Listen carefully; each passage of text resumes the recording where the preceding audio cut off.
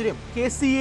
K സിയെ മുന്നോട്ട് വെക്കുകയാണോ high command എന്നുള്ള ചോദ്യം കൂടെ നിൽക്കുകയാണ്. എന്നാൽ ഒന്നും പിന്നോട്ട് പോകില്ല. വി.ഡി. സതീശനും ചെന്നിത്തലയും അത് തന്നെയാണ് പറയുന്നത്. മന്ത്രിസഭയിലേക്കില്ല, ഒന്നുകിൽ മുഖ്യമന്ത്രി സ്ഥാനം അല്ലെങ്കിൽ മന്ത്രിസഭയിലേക്കില്ല എന്നുള്ള കടുത്ത നിലപാടിൽ തന്നെ സതീശനും ചെന്നിത്തലയും മുന്നോട്ട് നിൽക്കുന്ന പശ്ചാത്തലവുമുണ്ട്. വഴിമുട്ടി നിൽക്കുകയാണ് ഹൈക്കമാൻഡ്. എന്ത് ചെയ്യും? ഇന്നുണ്ടാകുമോ തീരുമാനം? നാളെയാകുമോ തീരുമാനം? സോണിയാഗാന്ധിയിലേക്ക് നീങ്ങുമോ? ഒരുപാട് ചർച്ചകൾ നിൽക്കുകയാണ്. ഒരുപാട് ചോദ്യത്തിനും മറുപടി കാത്തു നിൽക്കുകയാണ് കേരള ജനത.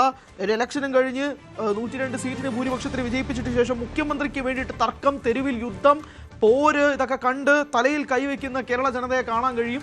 ഇപ്പോഴത്തെ 5 ദിവസങ്ങൾ പിന്നിടുമ്പോൾ മുഖ്യമന്ത്രിക്ക് വേണ്ടിയിട്ടുള്ള ചർച്ചകൾ നടക്കുന്നു. KPCC ആസ്ഥാനത്ത് വെച്ച് വി.ഡി. സതീശനും രമേശ് ചെന്നിത്തലയൊക്കെ കെട്ടിപ്പിടിക്കുന്ന കാഴ്ചയ്ക്ക് ഇനി പഴങ്കഥകളായി മാറുമോ എന്നുള്ള ചോദ്യവും നിൽക്കുകയാണ്. പരസ്പരം പോരടിക്കുന്നു.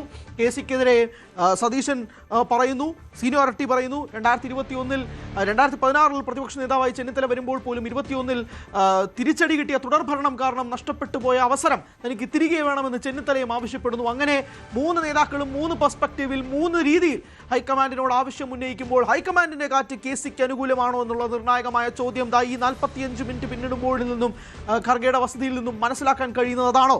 ഹൈക്കമാൻഡിന്റെ ചിന്ത KC മുഖ്യമന്ത്രിയാകണമെന്നാണോ എന്നുള്ള ചോദ്യമുണ്ട്. എന്തു തന്നെ ആയാലും തെരുവിൽ പ്രതിഷേധങ്ങൾ ഉണ്ടാകുന്ന കാര്യത്തിൽ തർക്കമൊന്നുമില്ല. കാരണം ഇന്നലെ തന്നെ നമ്മൾ കണ്ടതാണ്. മുഖ്യമന്ത്രി ചർച്ചകളിലേക്ക് ഇന്ന് പോകുന്നതിന് മുമ്പ്, അതായത് കഴിഞ്ഞ ദിവസം വൈകുന്നേരമാണല്ലോ രമേശ് ചെന്നിത്തലയും വി.ഡി. സതീശനും ഫ്ലൈറ്റ് പിടിച്ച് ഡൽഹിയിലേക്ക് പോയത്. അതിന് മുൻപേ വൈകുന്നേരം തന്നെ തെരുവിൽ പ്രക്ഷോഭങ്ങൾ നടക്കുന്ന കാഴ്ച നമ്മൾ കണ്ടതാണ്. വി.ഡി. അനുകൂലികൾ തെരുവിൽ ഇറങ്ങിക്കൊണ്ട് KCയുടെ ഫ്ലെക്സുകൾ കീറുന്നതും നമ്മൾ കണ്ടതാണ്. അതെല്ലാം സംഭവിച്ചത് ഇന്നലെ കണ്ടതാണ്. അപ്പോൾ സ്വാഭാവികമായിട്ടും ഒരു പേരിലേക്ക് ഒതുങ്ങിയാൽ തീരില്ല പ്രശ്നം എന്നതും കൂടി മനസ്സിലാക്കേണ്ടിയിരിക്കുന്നു. ഭരണം കിട്ടിയാലും മുഖ്യമന്ത്രിയുടെ പേരിൽ സ്വന്തം പാർട്ടി അണികൾ തന്നെ തെരുവിലിറങ്ങുന്ന കാഴ്ച, അവർക്കെതിരെ തന്നെ ഫ്ലെക്സുകൾ കീറുന്ന കാഴ്ചയിലേക്കാണ് കാര്യങ്ങൾ മാറുന്നത്. എന്തായാലും വലിയ പ്രക്ഷോഭത്തിലേക്ക് നീങ്ങുന്നു മുഖ്യമന്ത്രി ചർച്ച. 47 മിനിറ്റ് പിന്നിടുമ്പോൾ ഇതാ ഡാൻ ചേരുന്നുണ്ട് വിശദാംശങ്ങൾ. ഡാൻ, ഇവിടെ സതീശൻ പറയുന്നത് ജനറൽ സെക്രട്ടറി പദവി ഉപയോഗിച്ച് KC അട്ടിമറിച്ചു എന്നുള്ളതാണ്. പ്രതീക്ഷിച്ച നീക്കം തന്നെയാണ്. പക്ഷേ ഹൈക്കമാൻഡ് പറയുന്നത് ഭൂരിപക്ഷ MLA KCക്കൊപ്പമാണ് എന്ന് പറയുമ്പോൾ ഹൈക്കമാൻഡ് നിർദ്ദേശിക്കുന്ന പേരും KC തന്നെ ആയിരിക്കുമല്ലോ.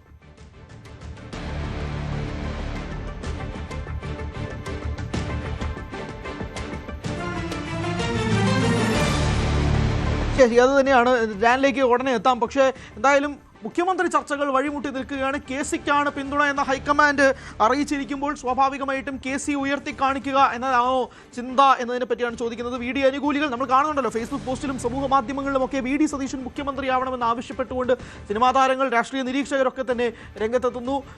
മുന്നിൽ നിന്ന് നയിച്ചത് വി.ഡി. സതീശനാണ്, പട നയിച്ചവൻ നാട് ഭരിക്കട്ടെ എന്ന് പറഞ്ഞുള്ള ഫ്ലെക്സ് ബോർഡുകൾ നമ്മൾ ഇന്നലെ കണ്ടതാണ്. വി.ഡി. അനുകൂലികൾ ഒരു ഭാഗത്ത് കഴിഞ്ഞ ദിവസം തന്നെ KCയുടെ ഫ്ലെക്സുകൾ ഉൾപ്പെടെ കീറുന്ന സാഹചര്യം കണ്ടു. KPCCയുടെ നിർദ്ദേശമുള്ളതാണ്, എന്നിട്ടും അത് ലംഘിച്ചുകൊണ്ടാണ് എത്തിയത്. ഡാൻ ചേരുന്നുണ്ട്. ഡാൻ, ജനറൽ സെക്രട്ടറി പദവി ഉപയോഗിച്ച് KC അട്ടിമറിച്ചെന്ന് സതീശൻ ആരോപണം ഉന്നയിക്കുമ്പോൾ ഹൈക്കമാൻഡ് KCയുടെ പേര് ഉയർത്തിക്കാട്ടുന്നു. നമ്മൾ എന്ത് പ്രതീക്ഷിക്കണം? ഒന്നും പ്രതീക്ഷിക്കേണ്ടതില്ല. ഇപ്പോൾ സംഭവിക്കുന്നത് തികച്ചും സ്വാഭാവികമായി നടക്കുമെന്ന് എല്ലാവരും കരുതിയ കാര്യമാണ്. ഈ ചർച്ച ഇവിടെ അവസാനിക്കാതെ സോണിയാഗാന്ധിയുടെ വസതിയിലേക്ക് 10 ജൻപത് വസതിയിലേക്ക് എത്തും. അവിടെ നിന്ന് ഒരു തീരുമാനം വരും. ആ തീരുമാനം അന്തിമമായിരിക്കും. KC വേണുഗോപാലിനും രമേശ് ചെന്നിത്തലയ്ക്കും വി.ഡി. സതീശനും ഒരുപോലെ അംഗീകരിക്കേണ്ട ഒരു തീരുമാനം സോണിയാഗാന്ധിയുടെ അടുത്ത് നിന്ന് വരും. ഒരാൾ ചിരിക്കും, 2 പേരുടെ മുഖത്ത് വാട്ടമുണ്ടാകും. ആ 2 പേരെ അനുനയിപ്പിക്കാൻ എന്ത് നയമായിരിക്കും സോണിയാഗാന്ധി അവരുടെ കഴിഞ്ഞ ദശാബ്ദങ്ങളായുള്ള പ്രവർത്തന മികവ് വെച്ച് സ്വീകരിക്കുക എന്നതാകും സംസ്ഥാന രാഷ്ട്രീയത്തിൽ ഒരുപാട് പൊട്ടിത്തെറികൾക്ക് സാധ്യതയുള്ള ഈ തീരുമാനം ഒരു അനുനയത്തിലേക്ക് എത്തിക്കുക. എന്തായാലും KC വേണുഗോപാലിന് അനുകൂലമായൊരു സാഹചര്യമാണുള്ളതെന്ന് ഹൈക്കമാൻഡ് നിലപാടെടുക്കുമെന്ന കാര്യം MLA-മാരുടെ ഭൂരിപക്ഷ പിന്തുണ അദ്ദേഹത്തിനാണെന്ന് പരസ്യമായത് മുതൽ ഉറപ്പായിട്ടുള്ള കാര്യമാണ്. അത് മുന്നിൽ കണ്ടുകൊണ്ട് തന്നെയാണ് ലീഗ് അടക്കം വലിയ സമ്മർദ്ദ നീക്കം നടത്തുകയും അങ്ങനെ ഒരു തീരുമാനം സംസ്ഥാനത്ത് നിന്ന് ജയിച്ച ഒരാൾ, തെരഞ്ഞെടുപ്പിൽ നയിച്ച ഒരാൾ, UDF-നെ നയിച്ച ഒരാൾ മുഖ്യമന്ത്രി പദവിയിലേക്ക് എത്തണമെന്ന ആവശ്യം പരസ്യമായും നേതൃത്വത്തോടും അവർ വ്യക്തമാക്കുകയും ചെയ്യുന്ന സാഹചര്യം ഉണ്ടായത്. അതിനപ്പുറത്തേക്ക് ഹൈക്കമാൻഡ് ഇങ്ങനെയൊരു നിലപാടെടുക്കുമ്പോൾ സ്വാഭാവികമായി മുന്നണിയിലെ രണ്ടാമത്തെ പ്രധാനപ്പെട്ട ഘടകകക്ഷിയായ ലീഗ് നേതൃത്വത്തെ അത് അറിയിക്കേണ്ടി വരും. അങ്ങനെയെങ്കിൽ പാണക്കാട് കുടുംബം അതിനോട് എങ്ങനെ പ്രതികരിക്കുമെന്നതാണ് അറിയാനുള്ളത്.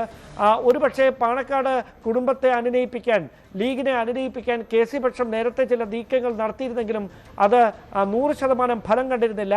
അവിടെയാണ് ഈ തീരുമാനത്തിലെ ഏറ്റവും വലിയൊരു ട്വിസ്റ്റ് ഉണ്ടാകാൻ പോകുന്നത്. കിരൺ, ഇപ്പോൾ ഈ ഒരു പ്രതിസന്ധി എന്ന് വിളിക്കാൻ പറ്റുമോ? വഴിമുട്ടി നിൽക്കുകയാണ് ചർച്ച എന്ന് വിശേഷിപ്പിക്കണം. അതോ ഇത് നേരത്തെ അറിയാമായിരുന്ന കാര്യം തന്നെയാണല്ലോ? ഇത് സ്വാഭാവികമായിട്ട് MLA കൗണ്ട് കേസിക്കാണ് കൂടുതൽ, അപ്പോൾ അതനുസരിച്ച് തന്നെ ഹൈക്കമാൻഡ് തീരുമാനം എടുക്കുമെന്നത് നേരത്തെ പ്രതീക്ഷിച്ചിരുന്ന കാര്യം തന്നെയല്ലേ?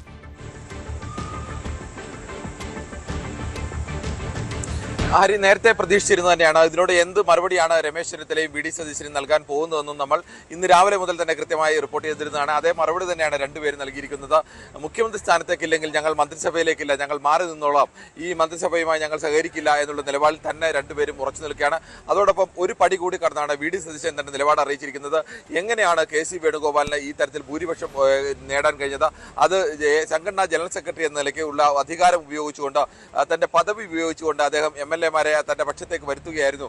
അത് പറയുന്നു. രണ്ടാമത് നിരീക്ഷകരെ വന്നവരെ അടക്കം തന്റെ പദവി ഉപയോഗിച്ചുകൊണ്ട് അദ്ദേഹം സ്വാധീനിച്ചിട്ടുണ്ട്. ഇത്തരം ഗുരുതരമായ ആരോപണം കൂടിയാണ് വി ഡി സതീശൻ ഉന്നയിക്കുന്നത്.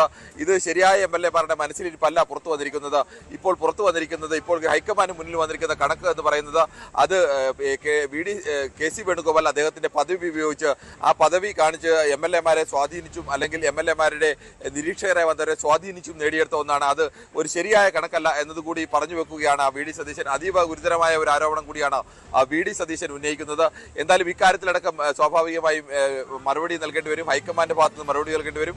ഹൈക്കമാൻഡ് സ്വാഭാവികമായും രണ്ടുപേരോടും പറഞ്ഞത് MLA-മാരുടെ, സാധാരണ കോൺഗ്രസ് അങ്ങനെയാണ് തീരുമാനിക്കുന്നത്, MLA-മാരുടെ ഭൂരിപക്ഷം ആർക്കാണ്, ആ ഭൂരിപക്ഷം എന്ന് പറയുന്നത് KC വേണുഗോപാലിന്റെ പേരിനാണ് MLA-മാരിൽ ഭൂരിപക്ഷം പേരും പിന്തുണച്ചിരിക്കുന്നത്. അതുകൊണ്ട് KC വേണുഗോപാലിനെ അംഗീകരിക്കണം എന്നുള്ള ഒരു ആവശ്യമാണ്, ആ ഒരു നിർദ്ദേശമാണ് അവരുടെ മുന്നിൽ വെച്ചത്.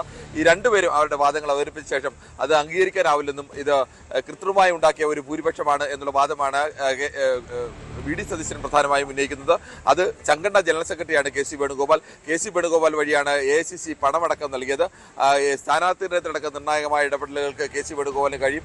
KC വേണുഗോപാലിന് സംഘടനയുടെ പ്രധാനപ്പെട്ട ഒരാൾ എന്ന നിലയ്ക്ക് ആ തരത്തിൽ ഓരോ അംഗങ്ങളെയും സ്വാധീനിക്കാൻ കഴിയും. അതോടൊപ്പം തന്നെ നിരീക്ഷകരായി വന്ന ആളുകളെ അടക്കം അത്തരത്തിൽ സ്വാധീനിച്ച് നേടിയ, അല്ലെങ്കിൽ അങ്ങനെ കൃത്രിമമായി ഉണ്ടാക്കിയ ഒരു ഭൂരിപക്ഷമാണിത്. ഇത് യഥാർത്ഥ ഭൂരിപക്ഷമല്ല എന്നുള്ള വാദമാണ് പ്രധാനമായും വി ഡി സതീശൻ ഉന്നയിക്കുന്നത്.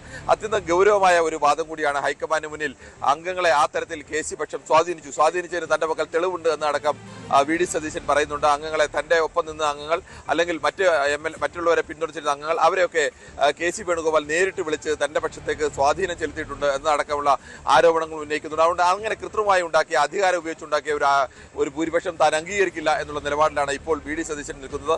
എന്തായാലും ഇനി വീണ്ടും ചർച്ചകൾ ഉണ്ടാകാൻ സാധ്യതയുണ്ട്. അങ്ങനെ ചർച്ച നടന്നോ എന്ന് നമുക്കറിയില്ല. എന്തായാലും ആകെ പുറത്തു വന്ന വിവരങ്ങൾ ഇത് മാത്രമാണ്. ഇതിനപ്പുറത്തേക്ക് ഇനി വീണ്ടും രണ്ടാം റൗണ്ടിൽ എന്ത് മറുപടിയാണ് നൽകിയിട്ടുള്ളത്, ഇനി രാഹുൽ ഗാന്ധി തന്നെ ഏതെങ്കിലും തരത്തിൽ മറുപടി നൽകിയിട്ടുണ്ടോ, അത്തരം വിവരങ്ങളൊക്കെ ഇനി പുറത്തു വരാൻ ഇരിക്കുന്നതേ ഉള്ളൂ. അത് തന്നെയാണ് കിരൺ. അപ്പോൾ നമ്മൾ ഒരു മണിക്കൂർ ചർച്ചയാണ് പ്രതീക്ഷിച്ചിരുന്നത്. പക്ഷേ ഇപ്പോൾ 50 മിനിറ്റോളം പിന്നിട്ടിരിക്കുന്ന, ഒരു മണിക്കൂറിൽ ഒതുങ്ങില്ല എന്നാണ് മനസ്സിലാക്കുന്നത്. നമ്മൾ നേരെ ഒരു ഇടവേളയ്ക്ക് പോകണം. ഇടവേളയ്ക്ക് ശേഷം നേരെ ഇതിലേക്ക് തന്നെ വരാം.